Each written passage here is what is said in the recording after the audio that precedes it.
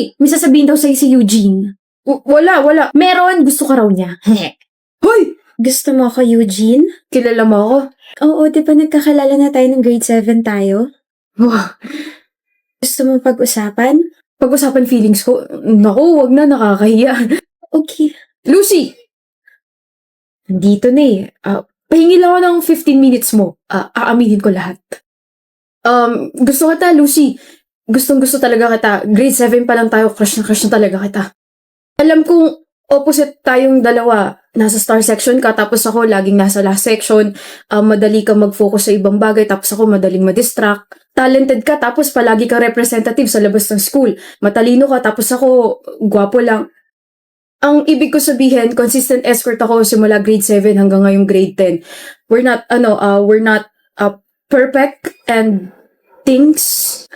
Takting English yan. Hindi tayo bagay sa ibang mga aspetong bagay, pero perpekto ang feelings ko para sa'yo. Gusto kita, Lucy. I appreciate your bravery for confessing in front of me, Eugene. Hindi lahat kayang gawin yan, but... What? I wanna focus kasi sa studies ko. Hindi ako hahadlang sa pag-aaral mo. Gusto ko lang ilahad yung nararamdaman ko para sa'yo. Hindi mo na kita liligawan kasi alam kong focus ka sa goal mo. Distracted na nga ako, tapos dadamay pa kita. Ayos lang. Dito lang ako. I'm sorry, Eugene. Ako! Walang dapat ika-sorry. Ayos lang talaga. Ayos na ayos. Lucy! Eugene! Para hindi tayo nagkita 6 months ago, Sandali lang naman yung pagkikita na yun. Namiss pa rin kita. Pero the hair. I love the hair. Ang powerful mong tignan, architect. Hindi naman. Ang hinhin mo pa rin talaga, no?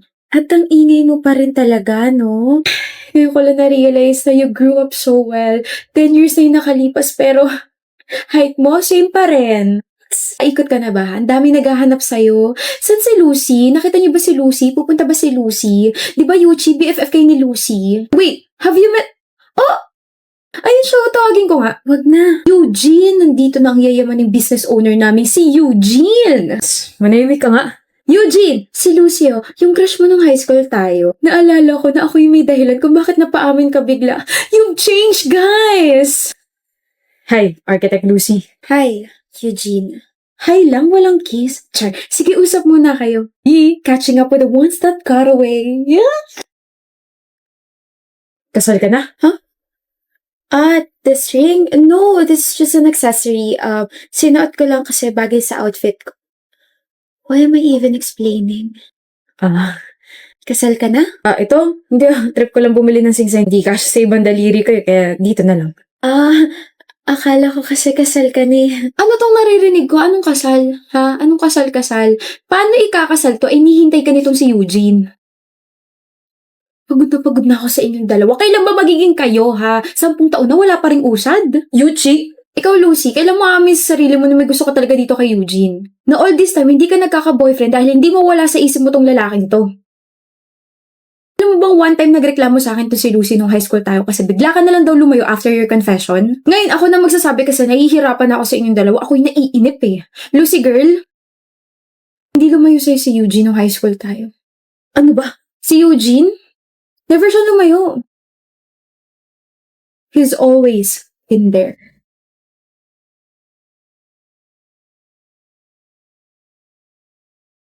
Please lang. Dito lang ako. Dito lang ako. Pangit ang timpla ng mukha mo, Kara. Halatang stress ka nang malampasan ako sa ranking, hindi naman masyado, Kal. Pero at least hindi katulad mo na wala pang ginagawa at iniisip ang sama-sama na agad ng timpla ng mukha mo. Nakakainis talaga yun. O ikaw, high blood ka na naman kay Kara. Ano? Musta? Tsaka, please lang, huwag mo na akong asarin doon sa manananggal na yun. Hindi naman ako katulad mo. Ano ba kasi yun? Nga pala. Salamat doon sa ginawa mo para sa amin ni Jessie. Medyo na-stress ako sa'yo pero proud na proud ako na nakaamin ka sa harap ko. Anyway, may gusto ka ba?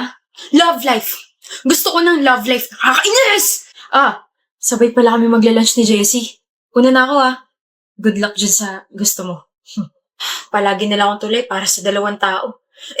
Paano naman ako na hindi makatawid papunta sa taong para sa akin dahil sa ubos na yung pampagawa ng tulay ko? Ayoko na nga. Kung balak mo pa kausapin yung sarili mo, pwede gawin mo na lang sa ibang lugar. Nakaka-istorbo eh. Kausap? Guni-guni mo lang yun. Oh, ba't nandito ka pa sa harap ko? Sorry, Kara. Hanap ko kasi love life. Hindi manananggal. Tabi. Ha? Nakaharang ka. Tabi ka ako. Hindi ba uso sa'yo ang mga salitang, excuse me, Pogi? Hindi. Lalo na kapag hindi naman talaga gwapo. Aba, gwapo ako sabi ng nanay ko. Wala naman ako sinabi na ikaw yung tinutukoy ko. So, gwapo talaga ako sa paningin mo? Hindi. Init talaga ng dugo niya sa akin. Kasi palagi mo akong binabother. Sino hindi maiirita doon? Oh? Ano to, pisngi? Oh, Kara. Ba't bumalik ka? Gusto mo talaga ng atensyon ko, no? Kung di lang kami rivals, baka iisipin kung pwede kami. Bagay pa naman kami. Uy! Uy, ikaw. Ano yung inisip mo? Gising! Di pwede yan. Gising! Good morning, everybody! Ano? Bakit ka nakatitik? May muta ka pa? Ano yun? Kara, tara na, kain na tayo. Minsan lang talaga siya ngumiti. Ganda niya. Uy! Uy, ikaw. Delikado yan, ha? Uy. Umalis ka nga sa isipin ko, Kara. Tawag mo ako? Sabi ko, tara. Tara na, Christian. Gutom na ako. Ganyan din ako kay Jessie dati, pre. Naiintindihan kita. Ganyan. Kunwari, hindi alam kung ano sinasabi ko. Okay lang yan, pre. Nasa second stage ka pa lang naman. In denial. Ewan ko sa'yo. Tignan mo nga naman, no? Kung sino pa tong lagi kong kaaway, siya pa tong partner ko sa report. Hoy, partner. Hangin ba yung kausap ko, ha? Wala akong panahon para makipaglokohan sa'yo. Let's just do our report para matapos na. Bakit parang mas lalo kaya tong sumungit ngayon? Big deal ba? Hindi naman. Then shut up and bigyan na lang natin ng gagawin ng isa't isa. Magkita tayo sa Sunday. And always reply to my messages. Okay? Bawat araw talagang lumilipas, lalo siya sumusungit. Ay, hindi ako late. Pogi ko, no? Sa totoo lang, malabo talaga mata ko eh. Wala akong pake. Sungit!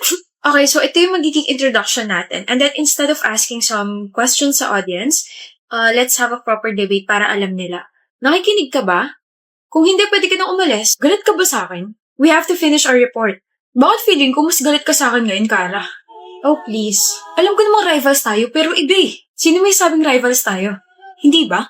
Di ba yun naman yung gusto natin para intense yung labanan sa ACADS? Gusto mo yon. Pero ako, hindi ko gustong rivals tayo. Kara, gusto ko maging tayo. Arjun, I'm here na. Arjun, invisible ba ako sa paningin mo? Hello? Arjun! Ano ba, miss? Yes, I do. Kamari name ko. Kamaray. Stop doing this. Gusto lang naman kita makausap eh. I told you to stop, right? Paulit-ulit na lang, kulit mo ah. And I told you na hindi kita titigilan hanggat di ka napapasakin. May girlfriend ako. Wala akong pake. Willing ako maging kabit mo. What the? Kung hindi ka interesado sa akin, bakit ka nandito? Bakit ka nandito sa harap ng building namin? Arjun, you're waiting for me. Kahit i-deny mo pa na i-deny, deep inside, gusto mo rin ako. Lasing ka ba? Arjun, Baby! sorry, nag-antay ka ba na matagal? May in-announce pa kasi yung prof namin eh. Di naman, B. Alis na tayo? You must be Arjun's girlfriend. Hi, I'm Kamari. Let's go, baby. Hindi mo ako papansinin? You're rude. Arjun, yan ba yung mga tipo mo? Nasaan na yun?